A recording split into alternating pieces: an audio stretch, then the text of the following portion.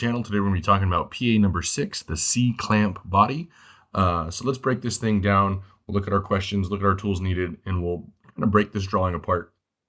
So for starters, let's look at our tools down here. You are going to need the line tool, the fillet tool, and the dimension tool.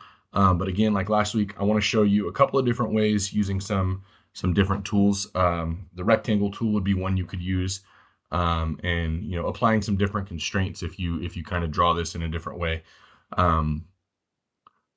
If we come up here to the top, you'll see our pictures or our questions are going to be, what is the angle marked A and what is the total area of the shape? So you'll see we have this angle where I've removed the text for what the actual dimension is, and then again, what is the total area of the completed shape? So game plan for us, we're going to start kind of down here with our origin. We're going to go up 3 inches over an inch. We'll go down an unspecified amount, go over an unspecified amount, back up that same. We're going to go over 0.37, down an unspecified distance, down 1 inch, and then all the way bring it back home to close the shape, and then we'll modify what we have. So let's switch it over to Onshape and let's get started. So once you're in Onshape, obviously you're going to want to start a document, and we'll start with a sketch. We're going to start this on the top plane. So select the top plane and Shift and S to start a sketch, N to normalize, and P to hide those planes. So like I said, we're going to start from my origin. I'm just going to zoom in to give you a little bit better of a view. We'll start with a line going up. That is 3 inches. We're going to go over 1 inch. I'm going to go down, and make sure that when you're doing these, all these lines are horizontal or vertical, except for that one at the end that is going to be angled. It says 2.039, and I'm not going to press enter.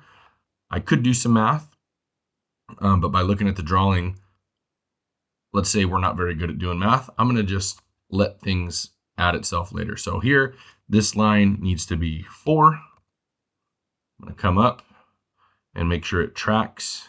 So if you see that as I'm going, I'm going to make sure that it snaps into place to go vertical, but then also snaps in relation to that. And that's going to make sure both of those lines are equal.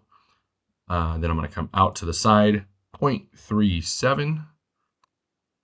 Okay. I'm just going to draw a line out into space, and then drop this down and then move back over.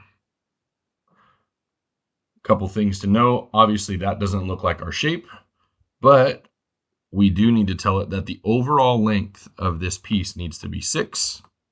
So we'll say 6 there, and you'll see that it'll tighten up my geometry and do what we need it to do.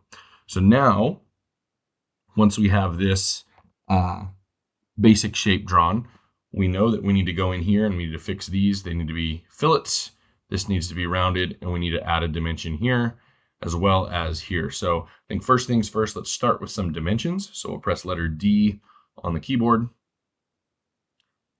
Click my 2 lines, and right now we have it pretty close, but it needs to be 1 inch, not 0.96. So we're going to just change that to 1 and then press enter. And then from here, this line also needs to be 1.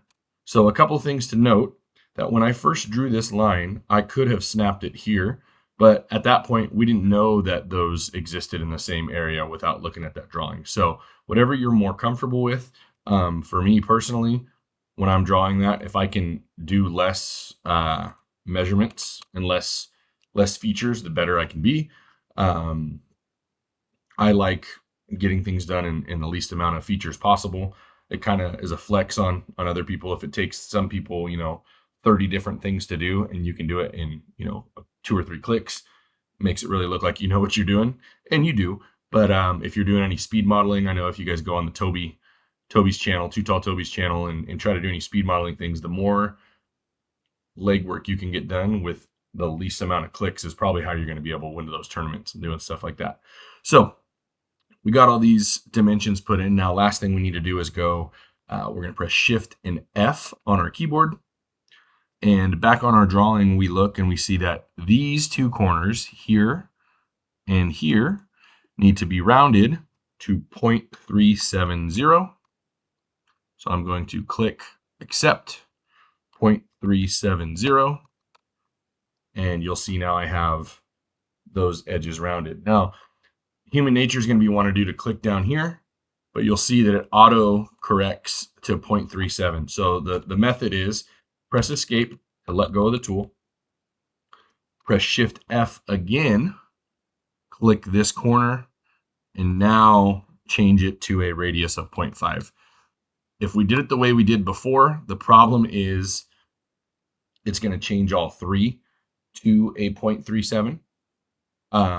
And you're going to get stuck in this loop of, well, I need it to be 0.5, and then it'll change everything to 0.5, even these two radii up here. And we don't want that. We want them to be two separate. So if you're doing all the same radii like we did here, both of these needed to be 0.37, click every single instance that needs to be that measurement. But if you need to do another one, pop out. Okay.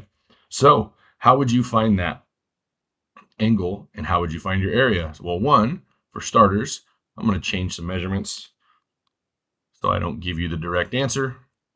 Let's do 1.5. There we go. I would click this line and this line, and then if we follow me down to the bottom down here, I would get, it shows you an angle, and that would be what I would type on my paper, or if you're or type in your homework assignment. If your teachers make you do it online, write it on your worksheet if you're turning it in on paper. And then how would I find the total area? Well, same idea, but I'm just going to click the inside shape, and you'll see down here it's going to pop up with a number that is not correct. So do not add these answers to your worksheet. If you're looking for the answer for this, I just showed you how to find it, but I'm not going to show you step by step. I'm not going to give you the answer without you drawing it, because obviously you could skip to the end of the video and that defeats the whole purpose. So let's go ahead and get rid of this. I want to show you another way we can draw this. Okay. So let's delete this guy and let's start from scratch. So I look at this, when I break anything down, I see let's go back to our sketch. I see a rectangle that is 3 by 6 with a 4 by 2 rectangle inside. So what I'm going to do, another way you could draw this, start with your rectangle. I'm going to go center point rectangle. We'll go 6 by 3. And then I'm going to go here. I said 4 by 2, right? So now what we can do, switch into dimension. I'm going to dimension this from here to here. We said that needs to be 1, and I already got it. And then I'm going to start trimming some stuff up.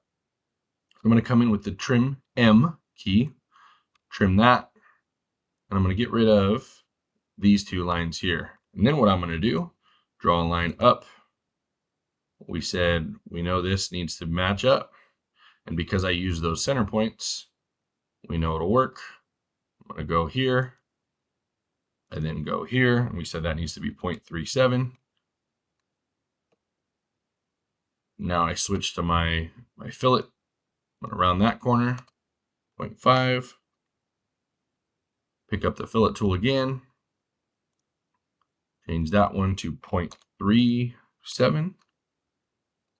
And we have the same exact drawing and a lot less clicks without having to use the tool so much. So I recommend doing it the first way I showed you, and then see how fast you can get. We don't really have an official leaderboard or a way to track this yet, but let's take a page from Toby's book and let's see what you can do. I want to see how fast you can get those two answers. So show me how fast you can get that angle. Show me how fast you can get that area. Put your answer in the comments. Let's see what you guys can do. Maybe we'll have some new merch or something come out, or I'll give you a shout out for being the fastest in the chat. So that's going to do it for us today. Hope you guys are learning stuff. Stay tuned for next week. We'll be going over number 7. I'll switch back over.